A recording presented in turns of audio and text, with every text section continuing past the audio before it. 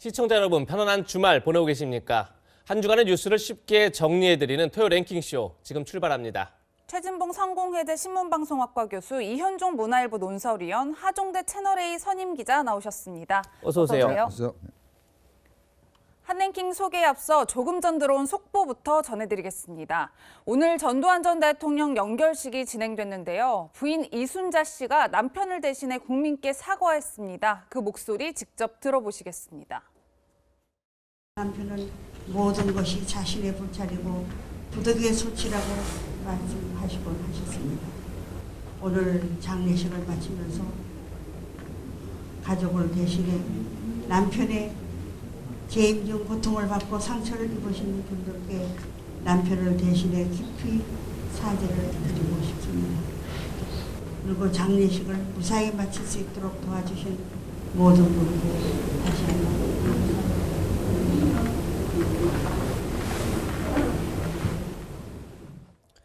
전두환 전 대통령의 과오에 대해 유족이 사과한 건 처음입니다. 그런데 일각에서는 5.18 민주화 운동에 대해서 직접 언급이 없었고 또 남편 재임 중에 일어난 일을 사과한다면 5.18 민주화 운동은 빠지는 게 아니냐, 또 이런 지적도 나옵니다. 이현종 의원님, 네. 오늘 사과 충분했다 이렇게 보십니까? 아니죠. 뭐 이 사과라는 것이 진짜 본인들의 어떤 반성과 일 속에서 하는 것이냐, 아니면 그냥 의례적으로 하는 것이냐에 따라서 큰 차이가 있을 텐데요. 일단 전두환 전 대통령은 재임 중에 또 이 이후에 숨지기 전까지도 한 번도 이 5.18 광주 민주화 항쟁에 대한 무력 진압에 사과한 적이 없습니다.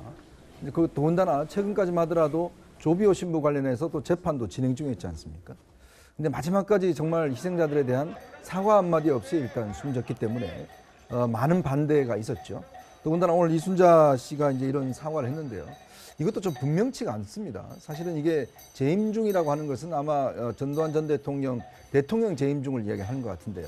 5.18은 전두환 대통령 재임 중에 일어난 사건이 아니죠. 12.12 사태 이후에 신군부가 권력을 장악했고 그 권력을 장악한 신군부에서 저지러진 일 아니겠습니까? 그러니까 이 부분에 대한 사과가 분명치 않기 때문에 이거는 유족들이나 희생자들한테 전혀 어떤 위로가 되지 못한다는 생각이 들고, 사실 우리가 노태우 전 대통령을 이제 사망한 이후에 그 과정 속에서 보면 그나마 그래도 본인들이 어떤 아들의 노재현 씨의 어떤 노력이라 이런 것 때문에 굉장히 많은 그래도 국민들이 일정 정도의 사과는 받아들였습니다만은, 그러나 전두환 씨 같은 경우는 전혀 그런 면이 없었기 때문에 사과로 받아들이기 어려울 것이다. 저는 그렇게 생각이 듭니다. 네. 전 대통령 유해는 화장한 뒤 장지가 결정될 때까지 자택에 임시 보관된다고 하는데요. 장지를 빨리 결정하지 못하는 데엔 국민들의 부정적 평가도 적지 않은 영향을 미치는 것으로 보입니다. 최 교수님, 앞서서 사과가 미흡했다는 지적은 있었지만 이번 사과로 좀 평가가 달라질 가능성은 있을까요? 전혀 없다고 봅니다, 저는. 그러니까 사과라고 하는 거는 이현정 의원도 잠깐 언급했지만 피해자들에 대한 명확한 사과가 이루어져야 돼요.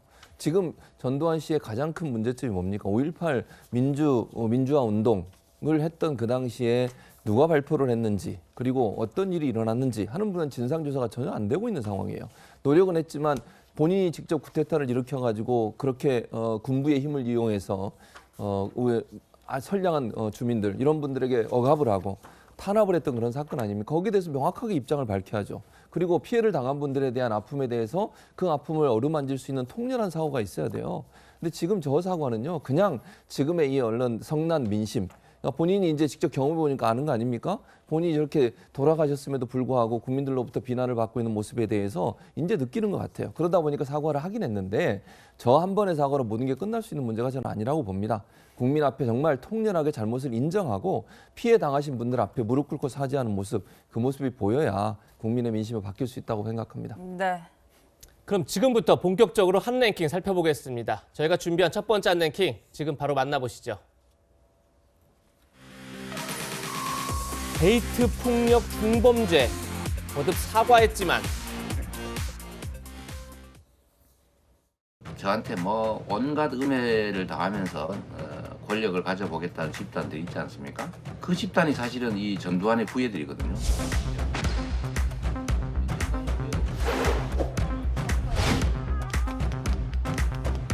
호남이 없으면 민주당이 없다. 호남이 없으면 이 나라 민주주의와 개혁과 미래가 없다.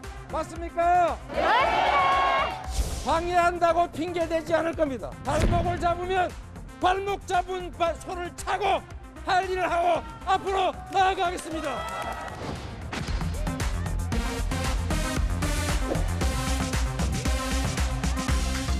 여러분이 도와주시지 않으면 복수 혈전에 미쳐있는 세력들이 그 권력을 사용하는 시대로 되도록 합니다.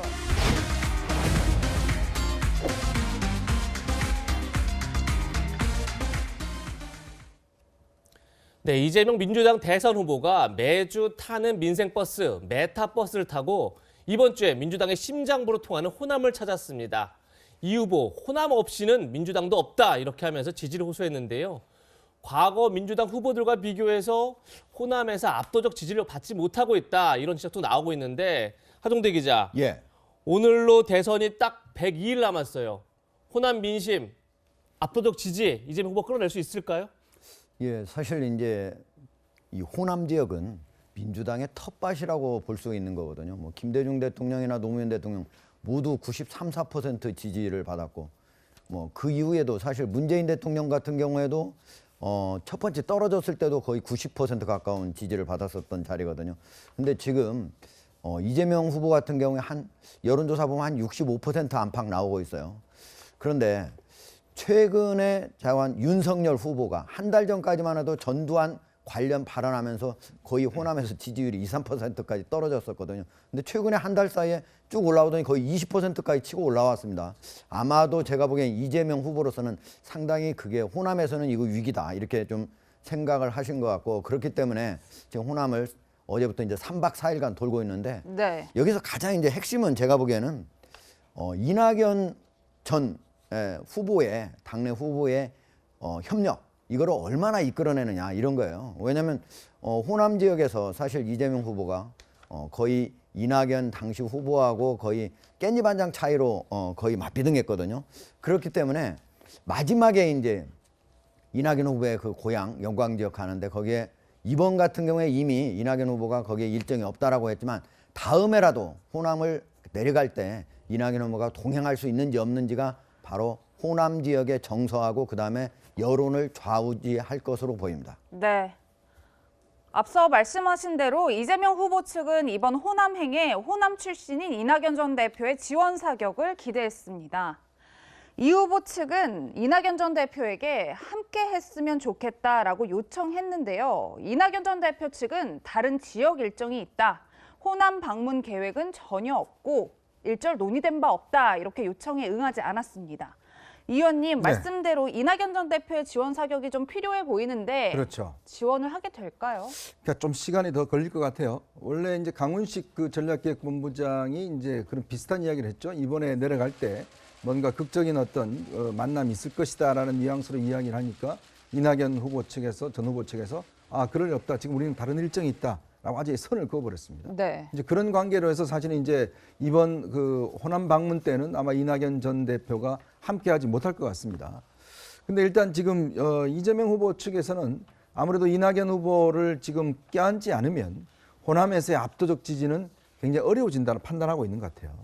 근데 현실적으로 지금 제약이 있는 게 뭐냐면 선대위를 구성을 하면서 이낙연 후보 측 사람들을 많이 기용을 했었거든요. 근데 그 선대위가 지금 다 해체돼 버렸습니다. 다시 지금 재구성이 돼서 이재명 후보의 측근들로 지금 선대위가 다시 구성이 돼 버렸어요. 이제 그렇다 보니 그러면 이제 기존에 어떤 면에서 보면 이제 용광로 선대위라고 그래서 함께 했었는데 이제는 다 또 뿔뿔이 헤어지다 보니까 이게 어떤 면에서 보면 부채 의식이 이제 없어져 버리는 것이고요. 이제 그러다 보니 아마 이재명 후보 측에서 고심이 있는 것 같습니다. 그래서 핵심 요직에 이낙연 후보 측의 인물들을 이제 기용하는 문제를 지금 적극 검토하고 있는 것 같아요. 그렇게 해서 이제 어느 정도 끌어안는 모양을 한 다음에 그 다음에 이제 호남을 다시 한번 방문할 때 그때 이낙연 전 대표와 함께 내려가는 아마 그런 보관들을 짜고 있는 것 같습니다. 아마 이낙연 전 대표도 끝까지 아마 함께 안 하기는 어려울 겁니다. 네. 그렇지만 그 시점 자체가 아직은 아니다 이렇게 판단하고 있는 것 같습니다. 네. 네, 이재명 후보는 호남을 찾아 자신과 관련된 여러 의혹에 대해서 적극 해명했는데요. 특히 음주운전 등 정과 사범에 대한 비판을 두고 이렇게 말했습니다. 시민운동을 하는 도중에 공공병원 만들기 운동을 시작했어요. 서명하고 막 주민 발의하고 해서 냈는데 날치기로 이걸 폐기를 해버린 거예요. 그리고 억울해서 회의장에서 좀 목 놓아 울었는데 그게 이제 특수공무집행 방해라고 해가지고 제가 전과 사범이라고 맨날 놀림받는데 그 전과 중에 하나입니다 이게. 나쁜 짓 하다 생긴 건 아닌데 자꾸 문제 삼아요. 너무 빨리 이 댓글이 올라가서 정말 많은 분들이 의견을 내주시는데요. 한 분 더 잡으셨나요? 네. 여기 있다. 음주운전 전과자, 잠재적 살인마. 나보고 한 소리인데? 아니, 잡았다 연놈. 아니, 잡았다는 잡았습니다. 아니고. 네, 어쨌든 제가 뭐 제가 잘못한 거니까요. 네, 뭐 이런 얘기해도 제가 다 인정합니다. 네, 방금 들으신 것처럼 음주 운전을 두고는 잘못을 인정한다 이렇게 밝혔지만 전과 중 하나였던 특수공무집행 방해 이걸 두고는 성남의료원 불발에 항의하다가 벌금을 받은 거다. 나쁜 짓 해서 그런 게 아니다 이렇게 말했습니다. 지난번에 청년환경운동가들 만나서도 규칙을 일부 어기면서 자신의 주장을 세상에 알릴 수 있다. 그런 식의 삶을 응원한다 이렇게 말해서 논란이 됐었는데 최지문 교수님. 네. 물론 나쁜 짓 때문에 전과가 된 건 아니지만 전과는 엄연한 전과인데 저건 발언도 논란이 되지 않을까요? 그러니까 이제 이런 거예요. 지금 말씀하신 것처럼 2002년도에 성남시립병원 설립 추진위원회 위원장을 맡아서 본인이 이제 활동을 했었고, 그러니까 성남에 이제 공공의료를 할 수 있는 의료원을 만들자고 주장을 해서 그게 이제 조례로 시민들 동의 받아가지고 올렸는데 이제 성남시 의회가 이거를 이제 조례를 폐기해버렸어요. 그러니까 승인을 안 한 거죠. 그러다 보니까 이제 거기에 시민사회단체에서 하는 분들이 와서 계시다가 그 날치기 하는 모습을 보고 너무 화가 나서 이제 집기도 던지고 이랬던 것 같아요. 그래서 네. 이제 아까 말씀 공무집행 방해가 됐는데 행동 자체는 그거는 뭐 법에 어긋난 행동이죠. 왜냐하면 의회 안에서 그런 행동을 하면 안 되는 거니까. 다만 이제 원래 의도 자체가 무슨 뭐 거기 가서 나쁜 짓을 하려는 의도를 가지고 갔거나 아니면 뭐 불법적인 행동을 하려고 의도를 가지고 간 게 아니라 너무 화가 나고 이제 시민 입장에서 시민운동하는 입장에서는 그런 것들이 통과되지 않은 부분 이런 부분에 대한 이제 불만의 표시로 그런 행동을 한 건데 어쨌든 행동 자체에 대해서는 그거는 뭐 법적인 처벌을 받을 수밖에 없는 거죠. 그런 행동만 하면 안 되는 거니까. 다만 이제 의도 자체가 그런 본인이 그런 걸 의도하고 간 건 아니라고 얘기를 한 거기 때문에 이제 이재명 후보 입장에서는 그걸 뭐 그 뭐랄까요 행동 자체를 옹호하려는 의도는 없었다고 봐요. 그러니까 원래 의도 자체가 공공의료원인 성남의료원을 만들려는 의도를 갖고 했는데 그게 성남의회에서 안 되다 보니까 그런 행동이 나왔다 이렇게 얘기를 했다고 봅니다. 네. 글쎄요, 제가 알기로는 예. 뭐 그냥 단순히 목 놓아 울은 거 가지고 처벌된 건 아닌 걸로 알고 있습니다. 예. 당시 여러 가지 어떤 특수공무집행 방해 관련된 행동이 있었기 때문에 처벌된 것이고요. 근데 이제 지금 목적이 정당하면 수단은 어떤 면에서 정당화될 수 있다라는 그런 사고방식이거든요. 물론 뭐 그런 사고방식 가진 분들도 있습니다. 그런데 지금 이제 이재명 후보는 대통령이 되겠다고 나오신 분 아니겠습니까? 네. 대통령이 되면 취임식 날 선서를 하게 돼 있습니다. 그건 헌법에 규정이 돼 있어요. 헌법을 수호하고 국민의 생명과 안전을 지킨다. 뭐 이런 이제 이 대통령 선서를 하게 돼 있습니다. 즉 헌법이 뭐겠습니까? 우리나라 법치주의의 가장 중요한 게 대통령이라는 사람은 결국 이 법을 집행하고 법의 어떤 국민들로 하여금 법치주의를 지키는 이런 역할을 맡는 최고의 직책이 바로 대통령이지 않습니까? 예. 자, 그런데 대통령이 그런 목적이 정당하면 그런 일탈을 해도 좋다라고 이야기를 하게 되면 그럼 나중에 법 집행을 어떻게 하죠? 그럼 예를 들어서 당신이 옛날에 후보실에 그렇게 이야기했지 않냐? 내가 이거 정당한 목적 때문에 했는데 왜 나를 처벌하느냐라고 이야기를 한다면 그건 안 될 이야기거든요. 자기가 잘못한 건 잘못한 겁니다. 그걸로 끝나야 되는데 자꾸 그거를 어떤 면에서 내가 정당했기 때문에 목적이 정당했기 때문에 나는 이거 자체가 문제가 안 된다라고만 이야기를 하고 있어요. 그 음주운전도 그렇습니다. 지역 사업 활동가들하고 뭔가 논의를 하다가 술 한잔 먹고 가서 음주운전 걸렸다라고 이야기를 하고 있어요. 그 전 과정은 중요하지 않습니다. 음주운전 자체가 중요한 것이거든요. 자, 그렇기 때문에 저는 법을 딴 거는 모르겠습니다만은 대통령이 되시고자 하는 분은 이 법에 대해서 엄중해야 됩니다. 그리고 자신의 어떤 국민들한테 메시지도 똑같은 메시지가 나가야 돼요. 우리 법에 언제 그런 게 있습니까? 그 목적이 정당하면 뭐 아무런 이 수단에 있어서 할 수가 없다. 이건 없지 않습니까? 자, 그렇기 때문에 저 이야기가 자꾸 자신의 변명처럼 들리게 해서는 저는 안 된다는 생각이 듭니다. 그러니까 저는 이제 이현정 의원의 예. 말에 동의해요. 그러니까 목적이 정당하다고 그 모든 게 정당화되는 건 아니에요. 다만 이제 이재명 후보 입장에서는 이게 이제 그냥 제목만 보면 상당히 뭔가 좀 있는 것처럼 보이기 때문에 특수공무집행 방해니까요. 예, 그러니까 이제 이거 잘 모르신 분들, 이거 내용을 잘 모르신 분들은 이걸 좀 설명을 하는 거고 음주운전에서는 본인이 사과를 명확하게 했습니다. 그건 잘못된 행동이라고. 그러니까 저는 거기에 동의하고 다만 이재명 후보가 그걸 정당화시키려고 했던 말은 저는 아니라고 보고요. 이제 잘 모르신 분들한테 이런 일이 있었다라고 설명하는 과정에 나온 얘기라고 생각합니다. 네. 이재명 후보는 최근 논란이 된 사안이죠. 과거 자신이 변론한 조카 살인 사건과 관련해서도 사과를 했는데요. 직접 목소리 들어보시겠습니다. 후보님께서 이걸 사건을 데이트 폭력이라고 워딩한 거에 대해서 아쉬움을 표현을 하시고 변호사라서 변호했고요. 안타까운 일이지요. 모든 범죄 피해자들은 억울한 것이고 그 점에 대해서 제가 멀다고 할 수도 없는 어쨌든 친척들의 일을 제가 처리할 수밖에 없었는데 그 아쉬움, 그 억울함에 대해서 제가 말씀드린 겁니다. 가슴 아픈 일이고 다시 한번 사과드립니다. 마음 아픈 일이죠. 조카분 변호사 그 얘기는 좀 그만합시다. 아까 했는데. 네, 또 당시 이 후보의 조카가 휘두른 흉기를 피하려다가 아파트에서 추락했던 피해 여성의 아버지는 최근 한 언론과의 인터뷰를 통해 한 가정을 망가뜨린 살인 범죄에 대해 데이트 폭력이라니 이재명 후보 일가 측에서 사과 온 적은 단 한 번도 없다라고 비판의 목소리를 냈는데요. 이에 대해 이 후보는 어제 자신의 SNS를 통해 데이트 폭력이란 말로 사건을 감추려는 의도는 조금도 없었다. 미숙한 표현으로 상처받으신 점에 대해 죄송하다라고 사과를 했습니다. 하 기자, 일단 이 후보는 사과를 하고 있긴 하지만 일각에선 여전히 이 후보의 이 표현을 두고 논란이 되고 있는 것 같아요.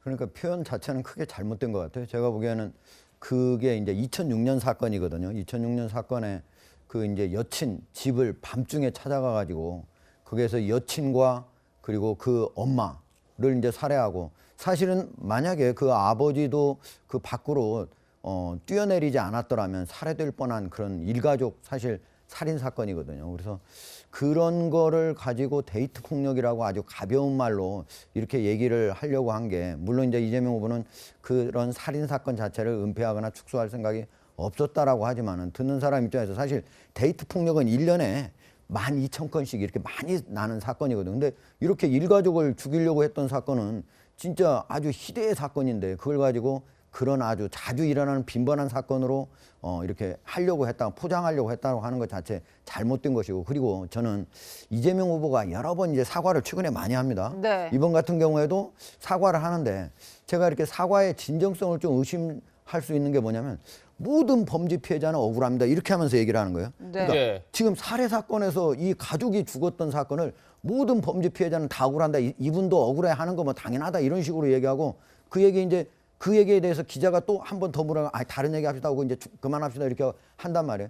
이런 태도가 말보다도 사과를 하려면 진정성 있게 사과를 하려면 진짜 마음에서 우러나와야 하는데, 이런 태도가 국민들이 볼 때 사과의 진정성이 있느냐 이런 의심을 할 수 있는 그런 모습들을 보여준다. 그래서 좀 앞으로 이재명 후보가 사과를 하려면 진짜 그런 말만 사과가 아니라 진짜 그런 것들도 진실로 사과하고 있구나, 그런 느낌이 들 수 있도록 좀 하는 게 맞지 않을까 이런 생각을 합니다. 네. 이재명 후보의 사과에도 논란이 계속되는 이유가 또 있습니다. 조카를 변호하면서 심신미약을 근거로 가명을 요청했는데 당시 법원은 받아들이지 않았습니다. 그런데 비슷한 시기에 다른 사건에서도 같은 취지의 변호를 했습니다. 조카 살인 사건 바로 다음해입니다. 2007년도에 성남에서 동거녀를 또 살해한 사건이 있었는데 이때도 이재명 당시 변호사가 변론을 맡았습니다. 그런데 당시에도 피고인이 술에 만취해 사물을 변별하거나 의사를 결정할 능력이 없었다, 심신미약 상태였다 이렇게 주장을 했고, 실제 이때는 법원이 받아들여서 징역 15년형을 선고했고 이 범인은 내년에 출소를 한다고 합니다. 네. 그런데 문제는 이겁니다. 이재명 후보가 2018년도 10월에 발생한 강서 PC방 살인 사건을 두고는 국민들은 정신질환에 의한 가명에 분노한다, 그러니까 심신미약을 근거로 가명하는 것에 대해서 분노한다, 이렇게 글을 올리기도 했었습니다. 그러자 국민의힘에선 반인륜적 범죄에 대해 심신미약을 주장하면서 변론한 이재명 후보에 대해서 총공세를 펴는 분위기입니다. 들어보시죠. 이는 결코 단순한 데이트 폭력 사건이 아닙니다. 이 후보는 흉악 살인 범죄를 저지른 조카를 변호하며 충동 조절 능력 저하로 심신미약 상태였음을 주장하기까지 했습니다. 사과로 끝낼 일이 아닙니다. 피해자들은 억울한 죽음을 맞았고 삶 자체가 참담해져 있다는 사실을 알지 못하는 태도입니다. 흉악 살인 범죄를 변호하면서 심신미약 상태를 주장한 사람이 어떻게 피해자의 입장을 헤아릴 수 있겠습니까? 글쎄 이런 걸 이중잣대라고 해야 될까요? 본인이 이제 변론을 할 때는 심신미약을 주장하기도 하지만 또 다른 사건의 심신미약 감형에 대해서는 강하게 비판했다. 이현주 의원님, 네. 약간 이중잣대다 이런 논란이 있을 것 같아요. 어떻게 보십니까? 우리가 좀 전에 이순자 씨 사과에 대해서 진정성이 없다라는 이야기를 했지 않습니까? 왜냐하면 진작 했어야 될 문제를 이제 와서 장례식이 좀 어떤 면에서 보면 이제 여러 가지 반대가 있으니까 그 사과한 게 아니냐 이제 의문을 제기한 거죠. 네. 저는 이재명 후보도 본인이 이 문제에 대해서 예전에 사과했다는 이야기를 들어본 적이 없어요. 자, 이 문제가 이제 대선의 중요한 쟁점으로 떠오르려고 하니까 먼저 이제 사과를 한 것이거든요. 근데 이재명 후보는 항상 본인이 그랬습니다. 본인이 이제 민변 소속의 인권 변호사라고 그동안 이야기를 해왔습니다. 물론 변호사는 모든 사람을 다 변호할 수 있습니다. 뭐 악마라도 변호해야 된다는 이야기는 있지만 그러나 최소한 그렇다면 인권 변호사는 아니지 않습니까? 예를 들어서 지금 이재명 후보가 쭉 한 사건을 보면 예전에도 보면 조폭 관련된 사건을 2번이나 변호를 했고요. 또 자기 조카 관련된 조폭 관련된 사건도 4차례나 변론을 했습니다. 근데 지난번에 윤석열 후보를 만났을 때는 나는 형사사건 한 적이 없다. 이렇게 또 이야기를 했어요. 자, 그렇다면 지금 와서 보면 지금 이 시점에 이런 어떤 본인의 반성, 과연 이게 이제 어떤 면에서 보면 진정성이 있느냐. 왜냐하면 이게 선거 때 되니까 이제 필요하니까 계속 사과를 이야기를 합니다.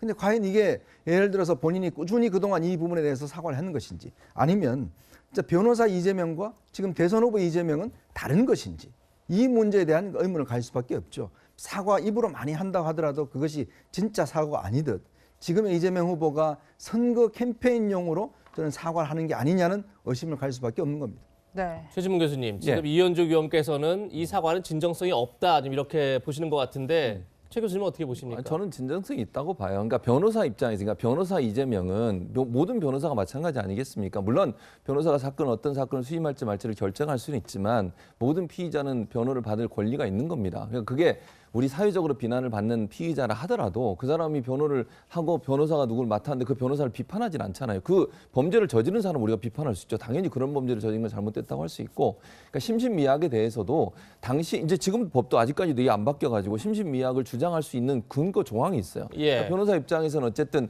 이 피의자를 대변해야 되는 상황이 되다 보니까 그건 얘기할 수밖에 없는 상황이었던 것 같고, 또 본인의 조카잖아요. 또 이제 그런 문제도 있었고 이러다 보니까 조카가 뭐 돈이 없어서 변호사를 선임할 수 있는 상황도 아니었다고 얘기를 하고 있더라고요. 그래서 이제 지금은 정치인으로서 봐서는 이거는 이런 심신미약이 없어야 된다고 주장해야 한다고 저는 봐요. 근데 그 당시에 본인이 이제 변호를 하면서 변호사 입장에서 피의자를 대변한 문제는 변호사가 갖고 있는 기본적인 어떤 역할이나 임무 자체가 그런 일이었기 때문에 불가피한 면이 저는 있었다고 보거든요. 그래서 저는 지금 상황에서 이렇게 얘기했는데 그때 왜 그렇게 변호를 했냐. 이렇게 하면 변호사들 중에 혹시나 나중에 정치인 되신 분들 그 전에 변호한 모든 거 다 그러면 뒤집어서 그거 제대로 변호했는지 왜 그런 사건을 변호했냐 이렇게 얘기를 해야 돼요. 그러니까 변호사의 사회적 역할과 의무라고 하는 것이 어쩔 수 없이 피의자를 대변해야 되는 상황이라는 것도 좀 이해할 필요가 있다 이런 생각이 듭니다. 제가 한마디만 더 드리면 그래서 국선 변호인 제도가 있는 겁니다. 네. 국선 변호인 하면 되는 거예요. 이런 사건은 국선 변호인 당연히 국가에서 변호사를 합니다. 근데 왜 하필 자기가 사선 변호인을 했느냐는 문제고 또 그 이후에 본인이 계속 인권 변호라고 했던 부분에 대한 제가 지적을 하는 겁니다. 그러니까 국선 변호인 말씀도 하셨는데 물론 제가 어느 변호인이 더 잘한다 못한다 이런 얘기 하기 싫어요. 하고 싶지도 않고요. 그러나 피의자 입장에서 자기가 정말 신뢰하고 원하는 사람을 선임할 수 있다면 본인은 삼촌이잖아요. 결국은 조카 입장에서는. 그래서 이분한테 부탁할 수 있는 거라고 저는 보고 물론 말씀하신 국선 변호를 할 수도 있죠. 그러나 그거는 이제 피의자 입장에서 가능한 한 더 좋은 어떤 변호를 받을 수 있는 권리를 또 본인이 편안하게 얘기할 수 있는 권리를 주장하는 거니까 그거 때문에 문제가 된다고 보지는 않습니다. 두 분 얘기 충분히 들은 것 같습니다. 그럼 이번에는 윤석열 국민의힘 대선 후보 소식으로 이어가겠습니다. 두 번째 한랭킹에서 만나보시죠. 김종인 불참에 김성태 사퇴까지.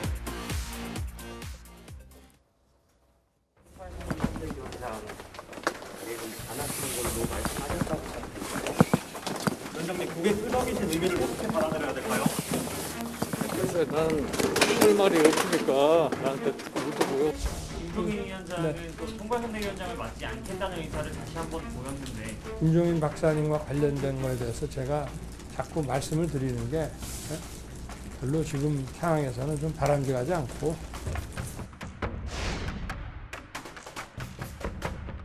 김영준 위원장님 만나셔서 역할 조정에 대한 논의는 특별히 무슨 역할을 조정하고 이런 문제는 없을 것 같은데 네. 저는 그건 잘 모르겠습니다.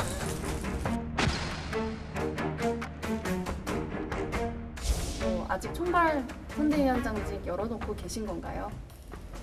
나한테 자꾸 물어보지 말라니까 나 그런 질문에 대해서 답을 할 필요가 없어요.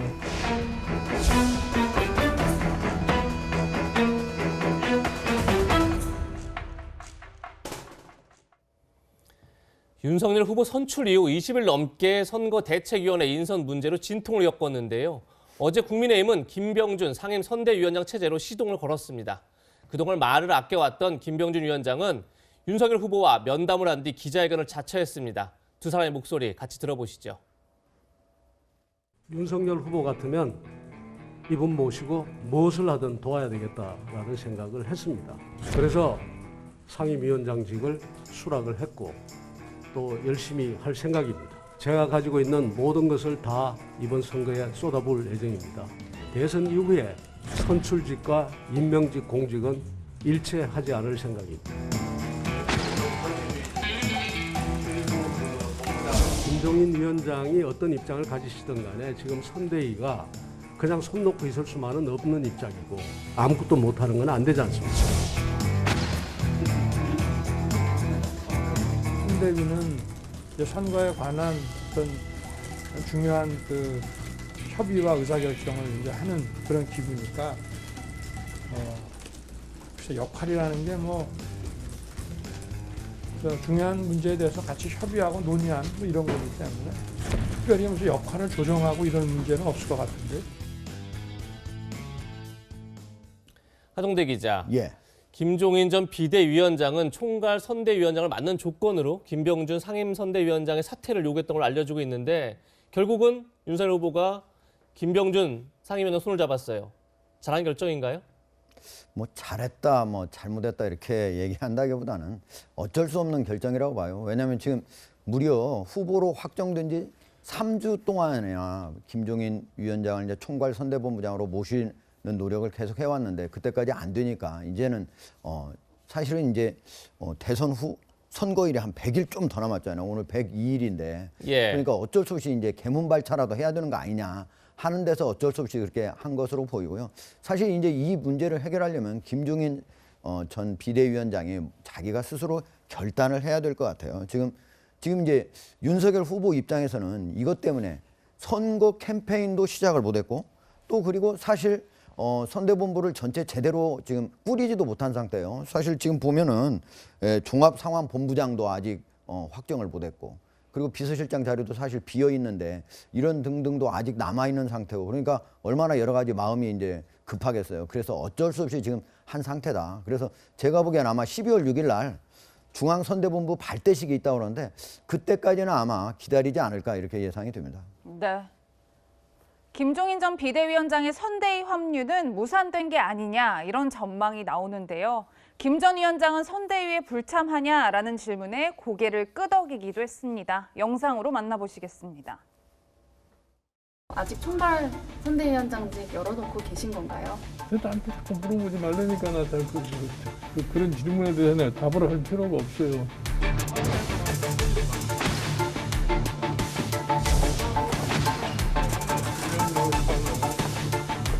오늘 무슨 어디 저 보니까 뭐 나한테 무슨 최후 통첩을 했다고 주접 돌아다녔던데 잘 됐다고 그래서 그 뉴스 보고 나는 밖에서 곱겠다는 얘기 한 적도 없어요. 우리가 어떤 사람을 보통 영입할 때 영입하고자 하는 쪽이 최후 통첩을 날리는 경우는 없거든요. 후보 주변에 있는 측근들이 언론에 대해서 인터뷰할 때 좀 더 조심해야 되는 부분이 있다. 누군지 모르십니까? 알죠, 전 잘 알죠. 적당히 하라고 말씀드리겠습니다, 제가.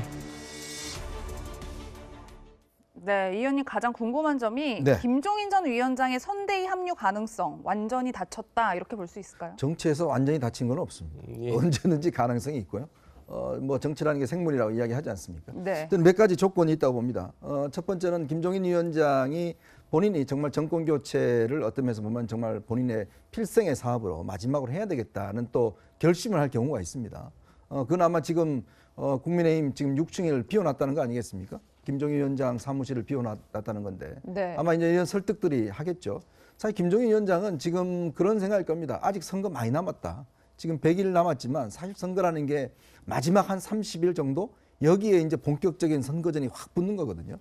아직 선거는 충분히 남아있다는 시간적으로 그렇게 촉박하지 않다는 판단을 하는 것 같고 자 그런 상황에서 충분히 어떤 정치라는 게 변화의 여지가 있기 때문에 일단 어느 정도 명분과 또 어떤 윤석열 후보 측에서 뭔가 예의를 갖춰준다면 올 수 있다는 측면. 두 번째는 그러니까 만약에 이런 식으로 출발해서 윤석열 후보의 어떤 지지율이 떨어질 경우에 이럴 때 아마 김종인 위원장은 다시 한번 등장할 가능성이 있습니다. 지금 민주당이 딱 그런 경우거든요. 예를 들어서 선대위를 발족을 했는데 지지율이 안 오르고 정체가 있으니까 어땠습니까? 다 해체시켜버리고 그냥 다 다시 갈아엎었지 않습니까? 네. 그렇게 해서 지금 측근들 중심으로 다시 구성을 했거든요. 선거란 게 그렇습니다. 이게 지지율에 따라서 결국은 많은 변화가 있는 것이고 왜냐하면 지금 상황에서 지지율이 안 떨어지고 계속 올라간다 그러면 더 이상 김종인 위원장의 필요성이 없겠죠. 그렇다면 상당히 문이 점점 닫혀지는 거지만 만약 그렇지 않고 반대의 경우라면 다시 또 삼고초를 하는 그런 상황도 저는 충분히 올 수 있다. 여전히 가능성이 있다. 저는 그렇게 봅니다. 네. 이런 가운데 윤석열 후보와 홍준표 의원 사이의 거리도 좀처럼 좁혀지지 않고 있습니다. 윤 후보의 말에 홍 의원은 불편한 심기를 드러냈는데 어떤 말인지 한번 들어보시죠. 경선에서 홍준표 후보가 좀 더 20대한테 인기가 많았는데 그 이유를 혹시 어떻게 보시나요? 우리 홍준표 선배한테 좀 죄송한 말씀일 수도 있겠는데 우리 홍준표 후보님께서 그 말씀하실 때 보면 굉장히 귀여운 데가 있어요.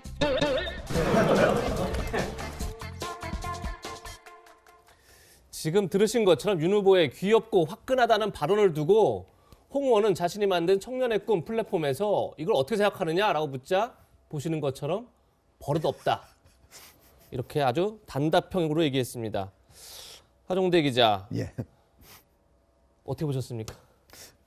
저거 이제 글자 그대로만 보면은 상당히 서로 버릇없게 둘 다 얘기한 것 같은 느낌이 있는데 사실 그런 건 아니고 사실 윤석열 후보 같은 경우에도 청년 세대에서 어떻게 홍준표 후보가 이렇게 20, 30대들한테 인기가 있었느냐 그 얘기에 대해서 얘기를 하면서 제가 이렇게 얘기하면 홍준표 후보한테 좀 죄송한 말일 수도 있는데 이렇게 전제를 깔은 거거든요. 예. 그러니까 이걸 무슨 귀여운 데가 있다 하는 게 되게 이제 사실은 나이 든 분이 이제 나이 어린 사람한테 이렇게 하는 얘기인데 그걸 어떻게 나이 6살이나 사실 나이가 많고 사실 사법 연수원 기수로는 9기수나 많거든요. 근데 검찰 같은 경우에는 기수가 한 기수만 차이가 나더라도 아주 깍듯하게 대하는 거니까 원래 아주 깍듯하게 대해야 돼. 어떻게 이렇게 얘기할 수 있냐 이렇게 얘기할 수 있지만 이거는 그냥 사실 아주 가볍게 이렇게 얘기한 거고 마찬가지로 제가 보기엔 홍준표 전 후보 같은 경우도 거의 다 버릇없다 딱 4글자만 썼지만 그게 그게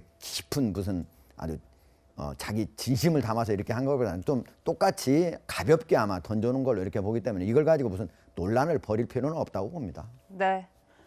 뿐만 아니라 홍 의원은 청년의 꿈 게시판을 통해 이런 이야기도 했습니다.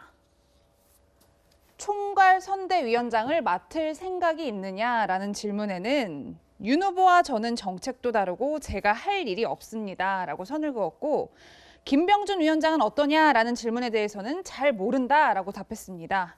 그리고 또 한 누리꾼이 누구를 뽑아야 합니까? 라는 질문에 대해서는 이재명 후보가 대통령을 해서는 안 된다라고 이 후보를 저격하는 답변을 남기기도 했는데요.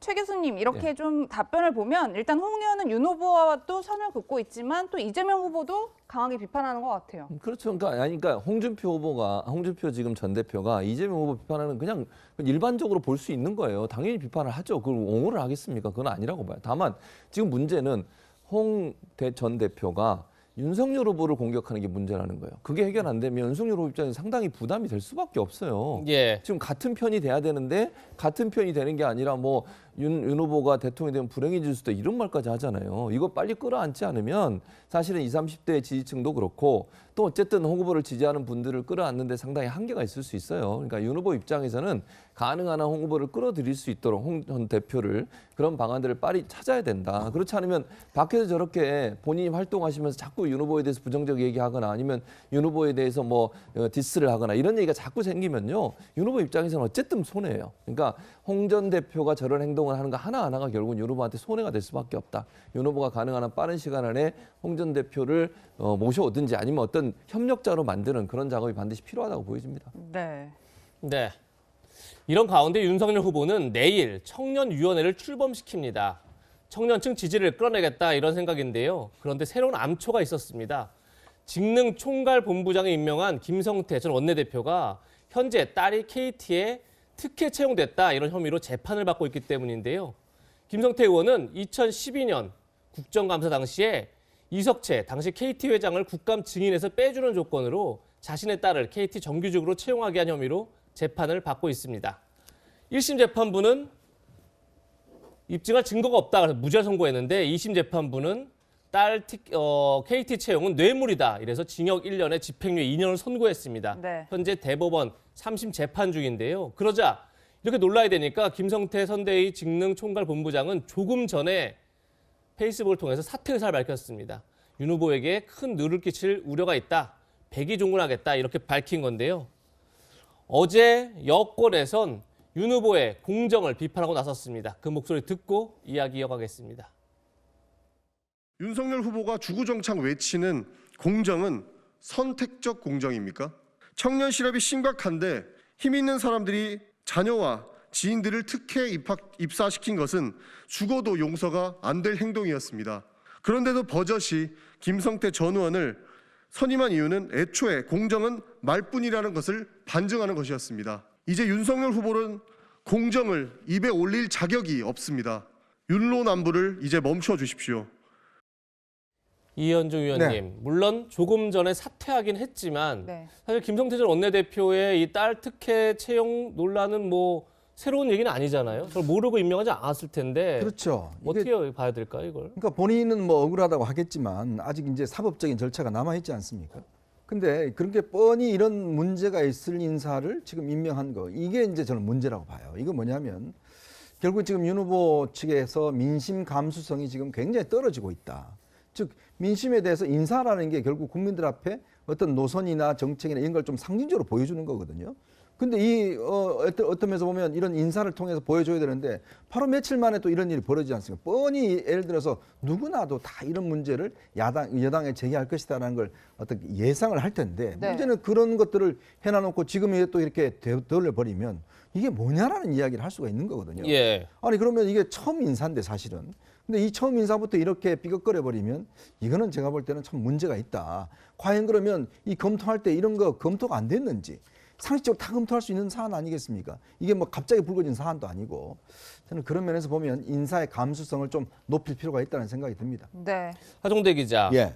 물론 조금 전 얘기한 것처럼 김성태 이제 전 원내대표가 사퇴를 하면서 어떻게 보면 이 사안은 일단 될 수도 있지만 사실 윤석열 후보 입장에서는 청년표를 얻는 게 굉장히 급한데 청년들이 가장 민감한 게 취업 문제란 말이에요. 그렇죠. 쉽게 청년표를 얻는데 여전히 걸림돌 될 수도 있다 이런 생각도 드는데 하 기자 생각은 어떠십니까? 그러니까 어쨌든 김성태 그 직능총괄본부장이 오늘 스스로 이제 사퇴를 했으니까 저는 잘 됐다고 봐요. 왜냐하면 지금 현재 김성태 본부장 스스로 아마 억울하다고 생각할지 모르겠지만 이게 이제 1심에서는 무죄하고 2심에서는 유죄로 바뀌었는데 아마 그냥 그 얘기만 들으면 아 이게 유무죄가 대법원에 가서 어떻게 될지 모르니까 그 사람도 많이 억울하겠다 이렇게 생각을 할 수도 있을지 모르겠는데 사실 1심에서도 무죄를 냈지만은 이게 이 딸이 2011년에 사실은 파견 계약직으로 가가지고 2012년에 정규직으로 바뀌는 과정에서 부정 채용이 있다고 하는 거는 1심이나 2심은 똑같이 인정을 했습니다. 예. 그런 측면에서 그거는 명백히 공정을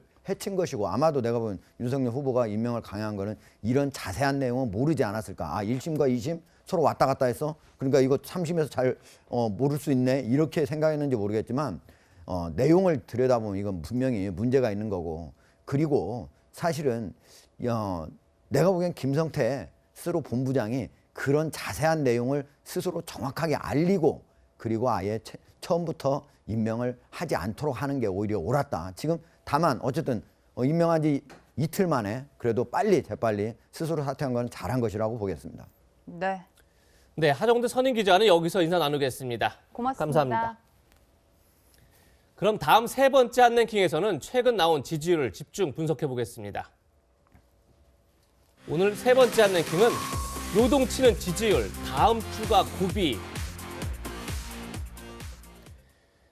최근 여론조사에서 윤석열 후보와 이재명 후보의 간극이 점점 좁혀지고 있다 이런 분석이 많이 나오고 있는데요. 최근 발표된 여론조사 결과는 어떤지 저희가 모아봤습니다. 헤럴드 경제가 의뢰한 조사 결과입니다. 이재명 후보 39.8, 윤석열 후보 42.0, 오차 범위 내에 있습니다. 이번엔 4개 여론조사 기관이 공동으로 실시한 여론조사 결과인데요. 이재명 후보 32.0, 윤석열 후보 35.0 여전히 오차 범위 내에 있습니다. 하나 더 준비했는데요. 경향신문 주간 경향이 의뢰한 여론조사 결과입니다. 이재명 후보 37.1, 윤석열 후보 43.9. 이 조사는 오차범위 밖에 있습니다. 밖에서 윤석열 후보가 좀 앞서고 있는 그런 결과가 있는데요. 윤석열 후보의 컨벤션 효과가 확실히 사라져가는 그런 느낌이다. 이런 분석들이 많은데 일부 여론조사 전문가들은 다음 주에 오히려 이재명 후보가 앞서가는 골든 크로스가 이루어질 수도 있다. 이런 전망도 나옵니다. 이현주 의원님. 네. 그 가능성이 있다고 보십니까? 저도 가능성은 충분히 있다고 봅니다. 왜 그렇게 판단하냐면 이게 사실 인간이 망각의 동물이잖아요. 그러니까 이게 어떤 이슈가 확 붙을 때는 그 이슈에 따라서 이제 지지율이 이제 왔다 갔다 합니다. 최근까지 하더라도 이 대장동 이슈가 굉장히 이슈가 됐죠. 근데 결국 이 대장동 이슈가 워낙 오랫동안 끌다가 또 특검도 안 되고 하면서 좀 시들해졌습니다. 그러면서 이재명 후보 같은 경우는 바로 뭘 했냐면 선대위 해체와 함께 선대위를 다시 구성을 했어요. 그리고 지금 이번 주에 하고 있는 메타버스와 같이 이제 지방을 많은 일정을 돌아다니고 있고 또 뭐 머리 염색도 하고 뭐 또 완전히 뭐 사과도 하고 많은 변신을 하고 있습니다. 네. 이게 일단 국민들 앞에는 그러니까 이 대장동을 점점 잊히게 하는 효과가 분명히 있는 것이거든요. 그러니까 선거 캠페인이라는 게 원래 그렇습니다. 근데 반면에 이제 윤석열 후보 같은 경우는 상대적으로 이 경선 이후에 상당히 이제 이 상승세가 있었지만 지금 김종인 위원장 갈등 문제가 벌써 보도된 지가 얼마나 됐습니까? 꽤 오랫동안 이게 이제 이슈가 되다 보니까 이게 사실은 지금 아시겠지만 윤석열 후보 같은 경우는 어제 같은 경우는 일정이 딱 한 개였어요. 딱 한 개 일정이다 보니까 아무래도 국민들 눈에는 많이 이렇게 노출이 되지가 않고 쟁점화가 되지 않습니다. 이제 그런 상황이다 보니까 그래서 이제 황급하게 빨리 선대위를 일단 발족을 시켰는데 문제는 이게 탄력을 받으려면 좀 시간이 걸려요. 이제 그렇다면 제가 볼 때는 아마 김종인 리스크도 계속 가져갈 것이고 그런 상황이라면 이 한쪽에서는 계속 캠페인을 하고 있고 이런 상황이라면 다음 주가 되면 아마 이 상황이 거의 붙거나 어떤 면에서 일부 여론조사에서는 좀 이 크로스가 이루어지는 그런 상황도 저는 충분히 있을 수 있다고 봅니다. 네. 최재명 교수님도 예측하실 텐데 어떻게 보고 계십니까? 저도 비슷한 의견이에요. 그러니까 충분히 이재명 후보가 앞서는 결과가 나올 가능성이 있다. 일단 이재명 후보 측에서는 쇄신하고 변화하고 반성하고 이런 모습이 자꾸 부각이 되고 변화의 모습이 보이잖아요. 그런데 지금 윤석열 후보 측을 보면 지금 선대에 들어온 분들도 올드보이 귀환이라는 비판도 받고 있고 김종인 전 비대위원장의 갈등이 계속 부각이 되면서 부정적 의미가 계속 생겨요. 서로 싸우고 있구나 이런 의미가 생기다 보니까 지지율에 상당히 빠지는 경향을 보이는 그런 전망이 가능할 거라고 보여집니다. 네. 진중권 교수도 여야 후보 지지율을 두고 이렇게 전망했습니다. 다음 달엔 지지율이 역전될 것 같다며 민주당은 중도 확장의 의지는 있으나 가능성이 적고 국민의힘은 가능성은 크나 애초에 확장의 의지가 없다면서 결국 양쪽 지지층 결집의 대결이 될 것으로 보인다 이렇게 분석을 했는데 스튜디오에 정혁진 변호사님 나오셨는데 정 변호사님은 진정 교수의 분석을 어떻게 평가하세요? 저는 상당히 일리가 있다라고 판단이 됩니다. 진중권 교수의 그 이야기를 제 나름대로 다시 해석을 해보면 중도 확장이 굉장히 중요한데 민주당은 의지는 있지만 그 능력은 부족하고 반면에 국민의힘은 의지 자체가 없는 것이 아니냐 이렇게 보여지거든요.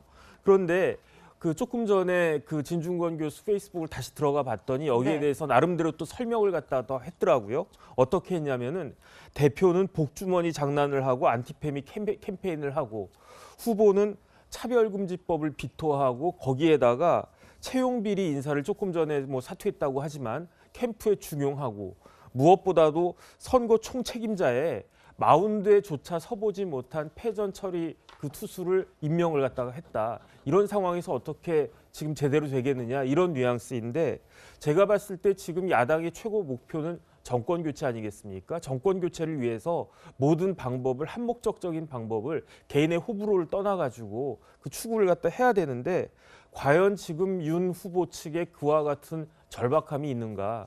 제가 봤을 때 더 절박하게 행동하고 더 절박한 마음을 가진 후보가 결국은 승리할 것 같다. 저는 그런 생각합니다. 네. 국민의힘 내부에서도 우려의 목소리가 나오고 있습니다. 토론 배틀을 통해 국민의힘 대변인으로 선발된 27살 임승호 대변인은 이렇게 말했습니다. 기본적으로 꾸려지는 속도 자체도 굉장히 국민들과 당원들에게 피로감을 주기에 충분했다라고 봅니다. 이재명 후보는 굉장히 전략적인 사람입니다. 이재명 후보의 태세 전환에 대해서 우리가 좀 무섭게 느낄 필요가 있다. 지지율 조사 추이에서 컨벤션 효과가 꺼지면서 이재명 후보가 윤석열 후보를 추격하는 모습이 보이고 있는데 마침 이재명 후보가 이런 모습을 보인다는 점은 저희가 굉장히 경계해서 봐야 된다고 생각합니다. 네, 임승호 대변인은 이준석 키즈다 이렇게 불리기도 하는데 당을 향해서 거침없는 쓴소리를 좀 내뱉고 있습니다. 그런데 일각에선 청년의 목소리를 대변하고 있다 이런 긍정적인 평가도 나오고 또 일각에선 당 대변인이 너무 개인 목소리를 내는 것 아니냐 이런 부정적인 평가도 나오는 것 같습니다. 이현주 의원님은 어떻게 들으셨습니까? 그러니까 이제 저런 이야기들이 이제 툭툭 튀어나오는 것 자체가 상당히 이제 내부적으로도 이런 이 상황에 대해서 안 좋게 보는 측면들이 많다라는 그 증거 아니겠습니까? 예. 제가 이제 오랫동안 선거를 이렇게 취재를 해보면 언뜻 지금 선거판이 보면 1997년도에 그 선거 때 이해창 캠프하고 지금 윤석열 캠프가 조금 기시감 있다는 느낌이 들어요. 당시에 보면 뭐 이해창 후보 같은 경우는 당연히 이길 것으로 예상을 했습니다. 그래서 보면 그때 주변의 인사들이 보면 다 농공 행상을 했어요. 대통령 되기 전에 이미 뭐 장관 누구 장관 이미 다 결정이 됐었습니다. 자, 그때 그 김대중 대통령 진영은 뭘 했냐면 DJP 연합을 했어요. 그러니까 끊임없이 변신을 시도한 겁니다. 그리고 DJP를 청구동 찾아가서 JP를 만나서 결국 DJP 연합을 성사시켰거든요. 그래서 간신히 정말 선거판을 완전히 뒤집어 버렸습니다. 결국 한 50만 표 차이로 결국 이겼는데요. 이제 그때 마찬가지입니다. 야당은요, 절박감이 없으면 야당 캠페인은 성공할 수가 없어요. 네. 즉 힘들다. 그리고 야당이 안주해버리면 이 선거 캠페인 이뤄낼 수가 없습니다. 야당은 뭔가 지금 악착같이 하고 뭔가 국민에게 호소하고 힘들다 그러고 이렇게 캠페인 해야지만이 야당한테 표를 줄 수가 있는 건데 여당은 다 가졌거든요. 뭐 정부도 여당이고 지자체도 여당이고 다 가졌습니다. 자, 근데 오히려 지금은 반대 현상이에요. 여당이 그런 모습을 보여주고 야당은 지금 뭐 저 회의 모습도 마찬가지입니다. 저런 회의 모습은요 굉장히 안 좋은 사진이에요, 사실은. 이게 왜냐하면 이게 너무 정적이잖아요. 예. 그러니까 이재명 후보 같은 경우는 지금 밖에서 막 사람들하고 움직이는 사진이 있어요. 근데 저렇게 일렬로 서서 찍는 사진은 저거는 어떤 면에서 보면 저희 신문들 만드는 입장에서 보면 안 좋은 사진이라고 이야기하거든요. 예. 선거 캠페인상. 네. 근데 자꾸 저런 사진밖에 없다는 거예요. 그건 뭐냐 하면 움직이지 않고 있다. 그렇다면 저런 사진 말고 정말 일반 시민들과 함께하고 청년들과 함께하는 이런 움직임. 이런 게 있어야지만 역동성을 느낄 수가 있는데 저렇게 앉아서 편안하게 있는 사진 저게 노출되면 제가 볼 때는 굉장히 위기라는 생각이 듭니다. 네. 앞서 임승호 대변인의 말처럼 이재명 후보는 최근 과거의 일에 대해 계속해서 사과하는 모습을 보여주고 있습니다. 그 모습 영상으로 만나보겠습니다. 더불어민주당이 미움받는 제일 큰 이유가 부동산 문제입니다. 정말 사과드립니다.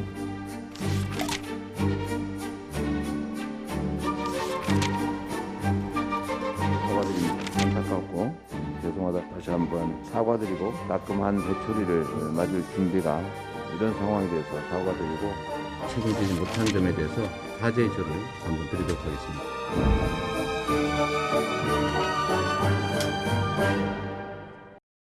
네, 정 변호사님 다음 주 골든크로스까지 이야기가 나오고 있는데 앞서 보신 이 후보의 이 계속된 사과가 여론 반등에 좀 도움이 될까요? 당연히 영향을 미치고 있죠. 이재명 후보의 기존의 모습과는 달리 스스로 몸을 낮추고 있구나 이런 이미지를 많은 사람들한테 각인시켰다라고 저는 생각을 합니다. 그런데 사과하는 과정에서 실수도 있었죠. 대표적으로 조금 전에도 우리가 봤지만 조카 살인 사건 피해자에 대해서는 굉장히 부적절한 이야기를 한 거거든요. 그런데 제가 봤을 때 더 큰 문제는 저렇게 이재명 후보가 사과한다라고 하면서 그 이후에 말과 행동은 좀 다른 것이 아니냐. 대표적으로 부동산이 문제이고 여기에 대해서 사과한다고 이야기를 했지만은 오히려 앞으로 본인은 대통령이 되면 반시장적인 정책을 더 강하게 시행하겠다 이렇게 말씀을 하시니까 과연 진정한 문제의식이 있는 것인가 하는 그런 의문도 사실 갖게 하는 것 같습니다. 네, 반시장적 정책이라는 것은 정혁진 변호사의 개인적인 의견이라는 점 밝혀드리겠습니다. 민주당에서는 이재명 공부 열풍이 불고 있습니다. 이 열풍을 주도하고 있는 사람이 바로 송영길 민주당 대표인데요. 송 대표는 이재명 후보와 관련된 책들을 읽는 사진을 SNS에 잇따라 올리고 있습니다. 그러면서 이재명 공보를 독려하고 있는데요. 당 대표는 물론 의원들도 자신의 SNS에 이 후보 관련 책을 읽은 뒤 독후감이나 인증샷을 올리면서 이재명 알리기에 공을 들이는 그런 모습입니다. 그런데 민주당 보좌진으로 추정되는 인물은 이런 글을 올렸습니다. 후보가 민심을 배우고 공부해야지 국민더러 우리 당 후보에 대해 공부하라니 참으로 오만하고 창피한 당대표다. 이런 걸 올렸습니다. 이현정 의원님, 네. 이재명 공부하기를 두고 민주당 내부에서도 좀 의견이 엇갈리고 있는 것 같아요. 저 장면은 어떻게 보셨습니까? 그러니까 이게 지금 좀 전에 아마 이 송영길 대표가 이제 페이스북에 올린 사진을 보니까요. 예. 이렇게 이야기를 했더라고요. 일찍 일어나서 이재명 후보를 역사의 도구로 쓰임받게 해달라고 기도를 하고 아내가 차려준 아침밥을 먹었습니다. 이렇게 이제 올려놨어요. 예. 참 이게 이제 송영길 대표 저 책 5권 저거를 이 KTX 타고 내려가면서 저걸 누가 들고 갈까요? 본인이 들고 갈까요? 저렇게 많은 책을 또 그 시간에 읽을 수도 없잖아요. 예. 저걸 사진을 찍어서 저렇게 뭐 메모도 하고 열심히 하는 모습을 저렇게 찍고 5권을 쌓아놓고 한 권 가져가도 참 읽기가 어려울 텐데. 그러니까 저는 이게 지금 여당에서 과도한 지금 어떤 면에서 보면 저는 이 현상이 벌어지고 있다. 즉 송영길 리스크라고 저는 봅니다. 솔직히 개인적으로. 왜냐하면 지금 일반 당직자들 다 지금 사퇴시켰잖아요. 근데 송영길 대표의 저런 모습이 오히려 당에서는 지금 역풍이 불 수가 있는 거죠. 예. 자연스럽게 지금 국민들이 예를 들어서 이재명 후보 같은 경우에 누가 알아야 됩니까? 이재명 후보를 국민들한테 알려야 되는데 네. 예. 본인들이 지금 먼저 공부하겠다는 거 아니겠습니까? 근데 이거야말로 지금 앞뒤가 뒤바뀐 게 아닌가. 뭐 좀 적절하지 않다는 저는 생각이 듭니다. 네. 그러니까 민주당의 예, 송영길 교수님. 대표는 당연히 이재명 후보가 당선될 수 있도록 할 수 있는 모든 일을 해야 된다고 저는 봐요. 대표의 예. 역할이라고 저는 보고요. 또 하나 이제 이게 글을 올리신 분이 누군지 모르겠지만 국민더러 우리 당 후보에 대해 공부하라 이런 얘기 아니고 민주당 당직자들이나 민주당 의원들한테 공부하라는 거예요. 예. 왜냐하면 그분들은 사실은요 선거 기간 동안 지역에 내려가서 이재명을 대변해야 되는 사람들이에요. 그런 역할을 하는 거 아닙니까? 민주당의 자당의 대통령 후보가 뭐 윤석열 후보도 마찬가지라 국민의힘 의원들이 그럼 윤석열 후보 비토하고 윤석열 후보에서 비판하고 이러면 물론 비판할 점이 있으면 하겠지만 그런 역할을 하는 게 아니잖아요. 그러면 이재명이 어떤 사람인지 알아야 되고 이재명의 정책이 뭔지 알아야 얘기를 하죠. 뭐 그냥 이재명 좋으면 내려가서 설득이 되겠습니까? 그런 차원에서 저는 송영길 대표 입장에서는 그런 부분들을 우리 당에 있는 분들이 공부 좀 하셔서 얘기를 좀 했으면 좋겠다 이런 의도라고 저는 봐요. 그러니까 이게 무슨 강제로 시키는 것도 아니고 송 대표 입장에서는 홍보를 열심히 할 수밖에 없는 상황이고 그리고 뭐 이재명 후보에서 공부하라는 게 무슨 뭐 강제로 하는 건 아니고 이제 하라고 독려를 하는 건데 저는 필요하다고 봐요. 개인적으로 어떤 사람에 대해서 내가 알려주고 어떤 사람에서 어떤 사람이라는 걸 소개하려면 그분이 어떤 사람을 알아야 되잖아요. 그런 차원에서 저는 공부하기란 말이 붙었는데 이재명이 누구고 어떤 사람이고 어떤 일을 하려고 하는지 하는 부분에 대한 이해도를 높여라 이렇게 저는 생각을 합니다. 네. 하나 정정하고 넘어가겠습니다. 조금 전 한 패널이 데이트 폭력 건수가 12,000건이다 한 해 이렇게 밝혔었는데 저희가 여성가족부 통계를 조금 전에 살펴보니까 2019년 데이트 폭력 건수가 9,858건이다. 이렇게 집계돼 있다. 이런 점을 다시 한번 밝혀드리도록 하겠습니다. 네, 그럼 마지막 한 랭킹 생활 뉴스로 준비했습니다. 마지막 한 랭킹 누군가 우리 집을 엿보고 있다. 누군가 우리 집 거실을 통해 내 사생활을 엿보고 있다면 생각만 해도 정말 소름 끼치는 일인데요. 최근 아파트 거실 벽면 등에 부착된 월패드가 해킹되면서 집 내부 영상이 대량으로 유출된 정황이 발견됐습니다. 경찰도 조사에 착수했는데요. 이에 앞서 우선 정 변호사님 좀 사건 개요를 좀 차근히 짚어주세요. 일단은 보름쯤 전에 해커들이 이용하는 웹사이트가 있대요. 거기에 어떤 영상이 올라왔는데 그 영상을 봤더니 아파트 내부에 그 일상적으로 생활하는 그런 것들이 다 찍혀 있었다는 거죠. 그러니까 저희 집 내부가 찍혔다는 그렇죠. 말씀이신 거죠? 근데 자세히 봤더니 그 아파트가 다른 나라도 아니고 우리나라 아파트. 그다음에 나중에 밝혀진 바에 따르면은 무려 700여 그 아파트 단지가 그렇게 해킹이 됐다 이렇게 된 거니까 결국은 한마디로 이야기하면은 아무 생각 없이 집에서 생활하고 있는 우리들의 모습이 누군가에 의해서 감시가 되고 있는 것이 아니냐. 그래서 이게 어떻게 된 것인지 확인을 해봤더니 조금 전에 앵커께서 말씀하신 것처럼 요즘 거의 모든 집에 있는 월패드 안에 카메라가 있거든요. 그 카메라를 통해서 저런 모습들이 촬영되고 그렇게 유포가 된 것이 아닌가 그런 내용입니다. 네. 네, 유출된 영상은 한 웹사이트에 해커로 추정되는 인물이 처음 올린 것으로 그렇게 알려지고 있는데요. 아파트 주민이 TV를 보거나 밥을 먹는 등 일상의 모습이 그대로 담겼다고 합니다. 지금 보시는 영상들이 해킹된 영상의 일부들인데요. 저렇게 지금 한 시민이 거실에 커튼을 치는 모습이 그대로 노출되고 있는 겁니다.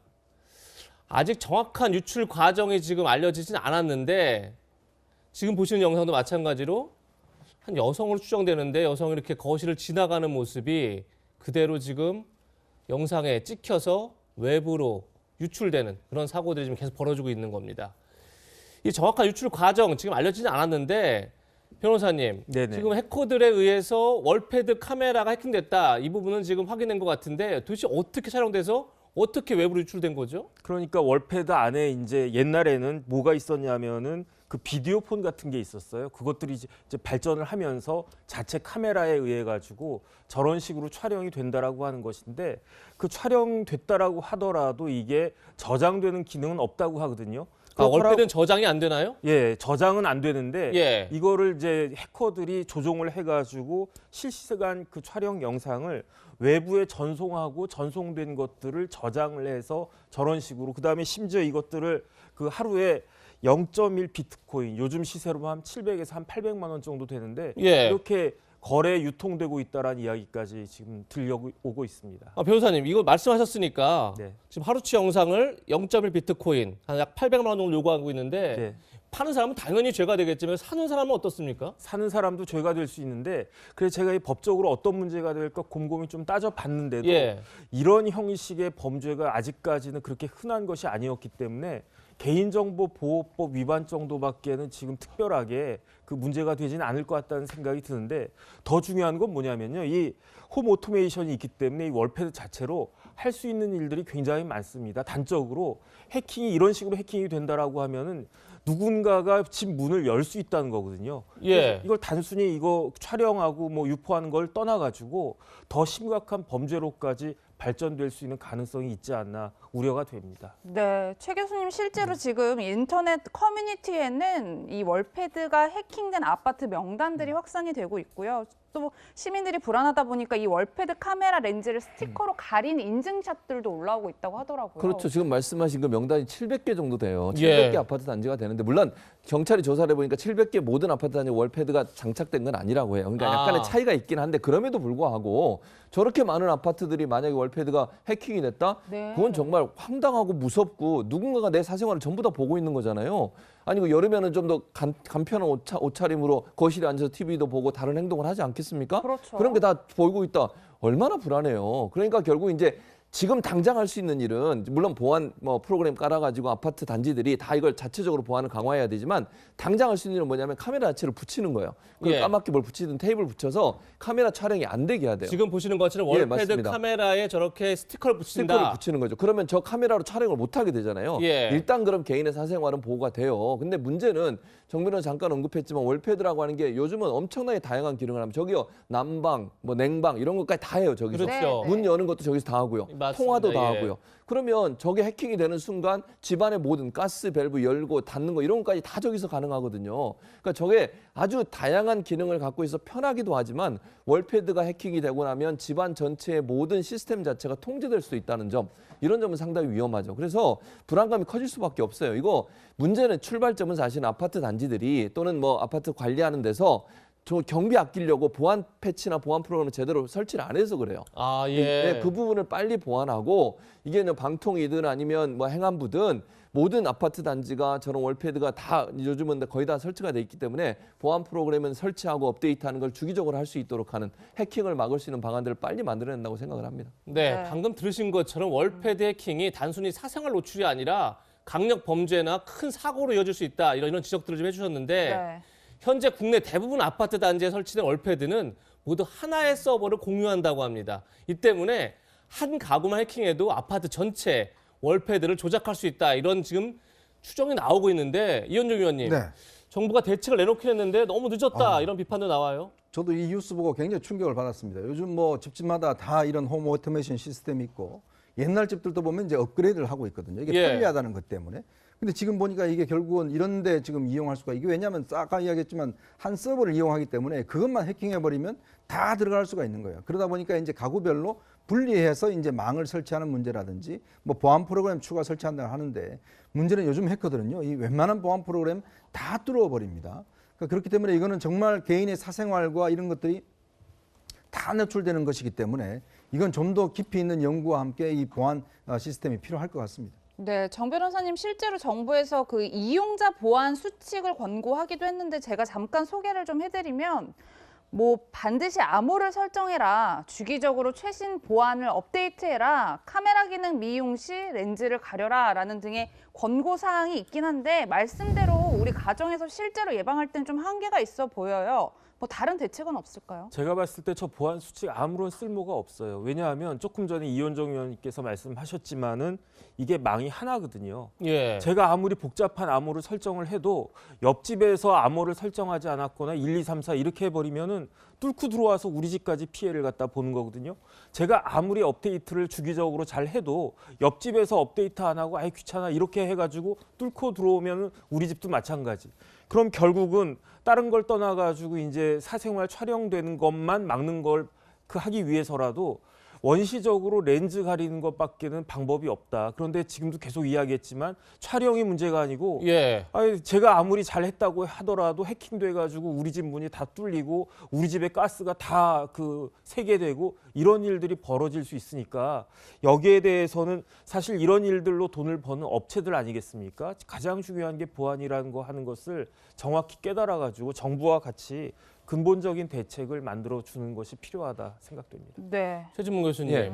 아무리 들어도 저게 렌즈 가리는 것만으로는 안심이 안 될 것 같아요. 어떻게 당연하죠. 더 안심이 안 돼요. 근본적 대책이 없나요 지금? 그러니까 대책 자체를 지금 어떻게 만들어야 되면 여러 가지가 나왔잖아요. 서버 한 곳에 모든 게 다 모이잖아요. 이거 분리시켜야 돼요. 그러니까 가구별로 서버에 다 모이게 하면 안 되는 거잖아요. 그렇게 되면 한 집에 해킹이 되면 다른 집에 정보까지 나갈 수 있기 때문에 이걸 분리시키는 거 반드시 해야 되고요. 그다음에 또 하나 뭐가 있냐면 영상을 외부에 전송하는 기능 자체를 차단시키는 거예요. 그러니까 단지 내에서 필요할 때 CCTV 영상을 보거나 아니면 필요할 때 소통은 가능하지만 이거를 외부로 유출하는 것 자체를 차단시켜놔서 외부에서 누가 접속해서 꺼내가는 것, 즉 정보가 외부로 나가는 것 자체를 막아야 된다. 그러니까 최소한 필요한 영역에서만 월패드가 작동하도록 해야 되는 것이지 이게 해킹이 돼서 다른 데로 전송되는 것까지도 다 지금 열려 있는 상황이니까 보안 시스템 자체를 업데이트할 때 이런 부분들을 좀 강화시킬 필요가 있다. 가장 중요한 건 외부로 유출되는 걸 막아야 되는 거잖아요. 우리의 안전이 중요한 거지 이걸 편리성만 너무 강조하다 보면 해킹 위험성이 있어 이 두 가지를 같이 갈 수 없다고 하면 먼저 우선적으로 할 거는 해킹을 막는 것이 먼저다 이렇게 보여집니다. 네.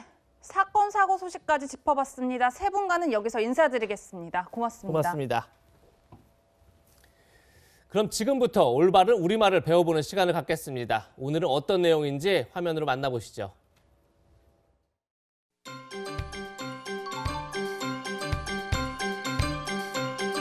바다 구경을 하고 횟집에서 식사를 하시는 분들 많은데요. 쫄깃쫄깃 씹히는 맛이 일품인 안하고는 인기 메뉴 중 하나입니다.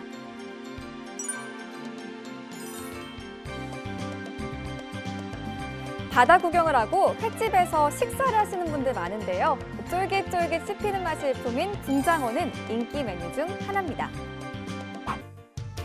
모처럼 날씨가 따뜻해서 산책을 나왔는데요. 한강 고수부지가 야외 활동을 즐기려는 사람들로 가득합니다.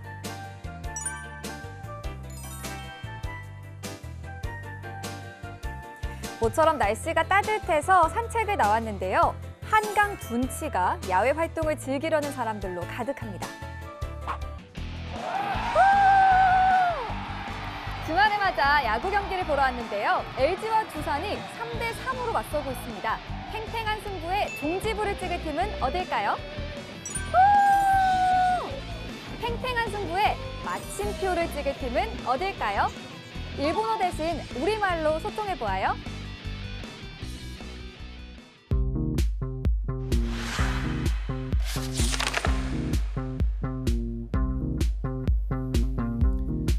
네, 신압으로 우리말 시작하겠습니다. 정윤철 기자 나왔는데요. 오늘의 열쇠말 소개해 주시죠. 네, 오늘의 열쇠말은 일본어입니다. 우리나라는 광복 이후에 꾸준히 일본식 용어의 우리말 순화를 위해 힘써왔는데요. 이런 노력에도 여전히 우리 일상에 남아있는 표현들이 많아서 이를 바로잡자는 취지에서 준비해봤습니다. 네, 구체적으로 어떤 사례들이 있나요? 네, 일단 시작하기에 앞서서 제가 질문을 하나 드려보겠습니다. 노래방에 가면 자주 부르는 노래를 어떻게 표현을 하죠? 뭐 저는 18번이라고 표현하는 것 같은데.